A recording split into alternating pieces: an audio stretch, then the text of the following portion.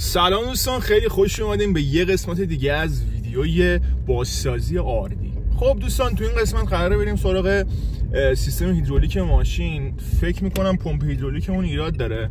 بریم ببینیم پمپ هیدرولیک رو چیکار میتونیم بکنیم. تصمیمش که 100% عوض میکنم. مایع هیدرولیکش هم که باید ببینم اگه بتونم با یه سرنگای دامپزشکی هست از این سرنگای بزرگ، ببینیم با اون میتونیم تخلیه کنیم، در واقع روغن هیدرولیکش هم عوض کنیم یا نه. همراه با هم باشید، خیلی مخلصم. آجی نمیدونم حواستون هست یا نه، میتونید ببینید یا نمیتونید ببینید، برف داره میباره. دونه دونه ریز ریز داره برف میباره حاجی، پشمام حاجی پشمام. what the fuck bro، برف. خب دوستان، رسیدیم به گاراژ. بالاخره گاز ما رو کشیدن، داریم تبدیل لوله بخاری رو اینجا وصلش میکنیم. آقا فرشید همه کار هست دیگه. خیلی سرده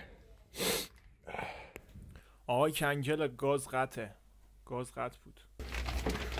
خب دوستان، تسمه هیدرولیک آردی رو گرفتیم، هزینه شد 220,000 تومان. یکی. خب دوستان، تسمه هیدرولیک رو میخوایم عوض کنیم. همینطور که میبینین این تسمه سفکونشه. این شل میکنم که بتونیم تسمه رو در بیاریم و بعد که تسمه در آوردیم باید تسمه دینم هم البته در بیاد تا این تسمه مهار بشه. آره دیگه، باید تسمه دینام هم در بیاریم و بریم عوضش کنیم که ببینیم چجوری میشه. اگه درست شد که هیچی، درست نشد باید کل پمپ هیدرولیک رو برم از اولی که جدیدش رو تهیه کنم. شت به این زندگی حاجی.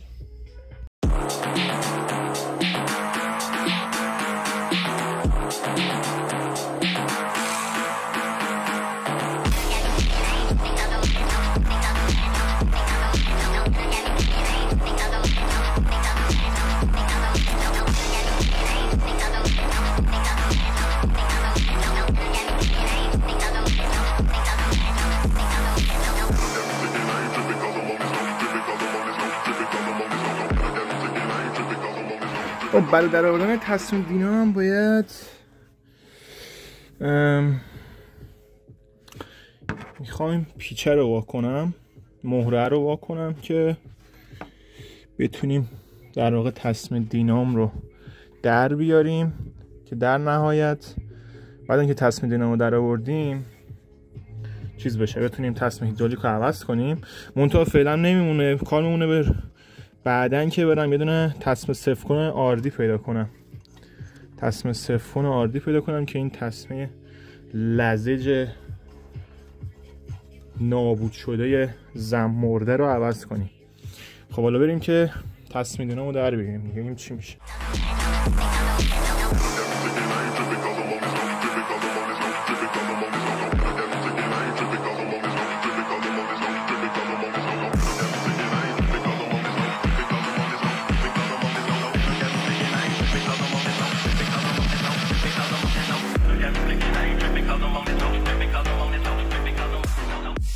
خب دوستان، همینطوری که میبینید از تسمه ها و همچنین تسمه در واقع هیدرولیک فقط هیدش مونده، رولیکش رفته، فقط مونده هید، تسمه هید. همینطوری که میبینید همه جا پاره پوره. فکر کنم از سال 82 فقط اولین باریه که این ماشین داره تسمه‌اش عوض میشه. یعنی لعنت به این ماشین، لعنت به این صاحبی که الان نه خدا نکنه لعنت، ولی خب دیگه وضعش خراب بوده دیگه ناموسن. برسید آجی تسمه‌های ماشینتون رو عوض کنید، چه وضعشه حاجی. اومدیم که کار کنیم، برق رفت. فاک عباس بران جان داداش، برق شمایم رفت. حد داشت قطع بالمام، چه خبره اینجا؟ تنها اینو داریم هم که با باتری ماشین داره روشن میشه. اینم بستم که الان ظلمات تاریکی مطلق. آجی برق رفت، گازم که قطعه، برقم که قطعه. ویلکام تو ایران.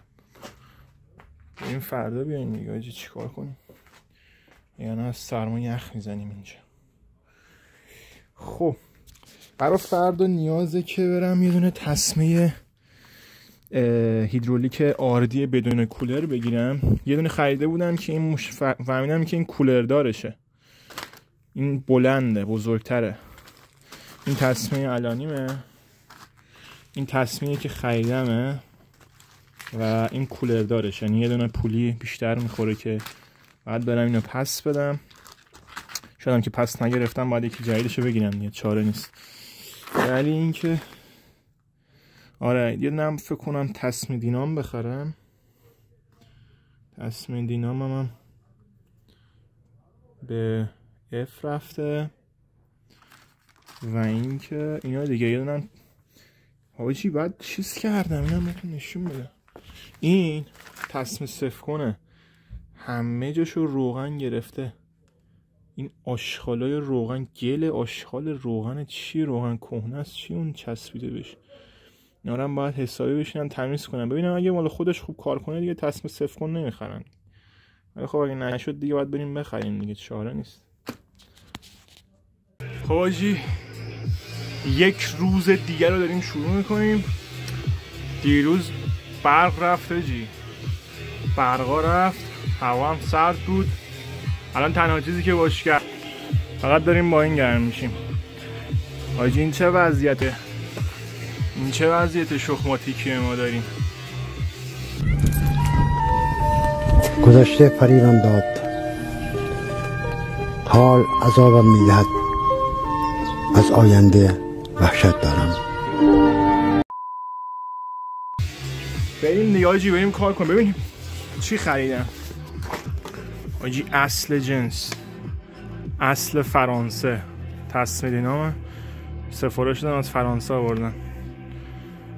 بعد این هم تسمه هیدرولیک بدون کولر مونه، منتهای کمی بزرگه،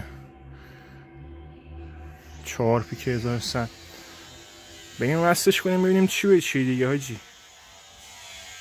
فرانسه و شاخلایی آنباکس تسمه دینام.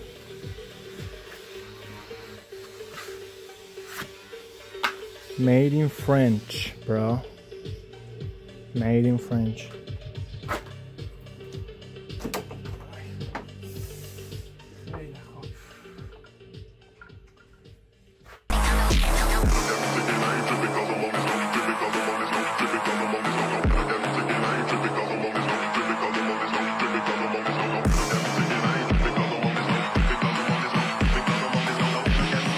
هر کسی که میگن از گذشته غمگینم، از آینده پریشونم، الان حال وضعیت روحی منه.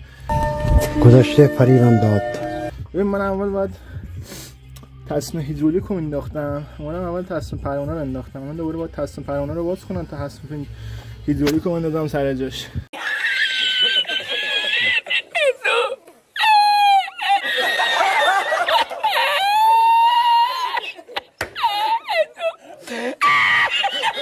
همین دیگه، اینجوری میشه که آدم پیشرفت نمیکنه دیگه. لعنت به این وضعیت حاجی.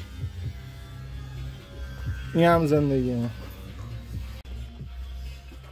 باز دوباره بازش کنیم.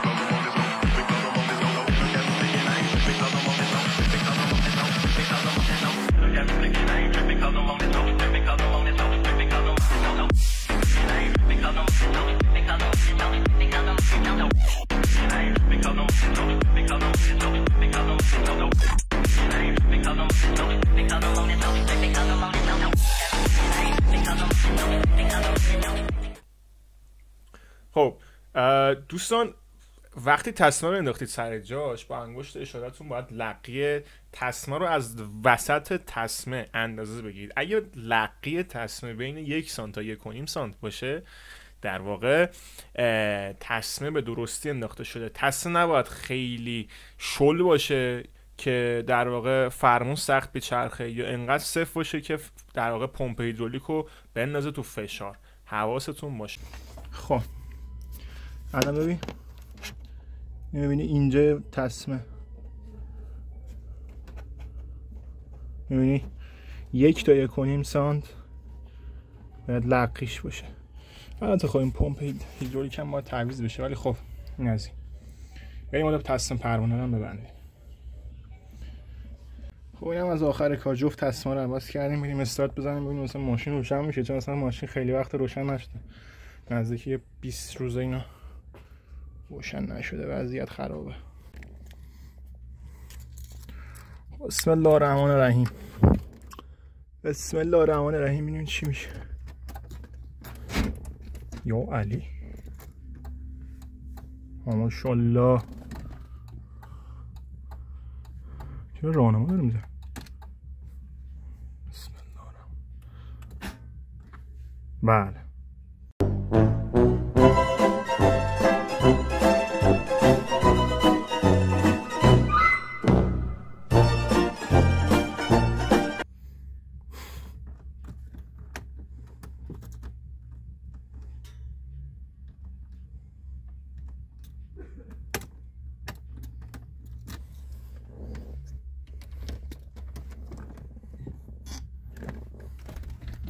باتری خوابیده، باتری رو باید بریم شارژ کنیم یا بدیم عوضش کنیم. شت به این وضعیت.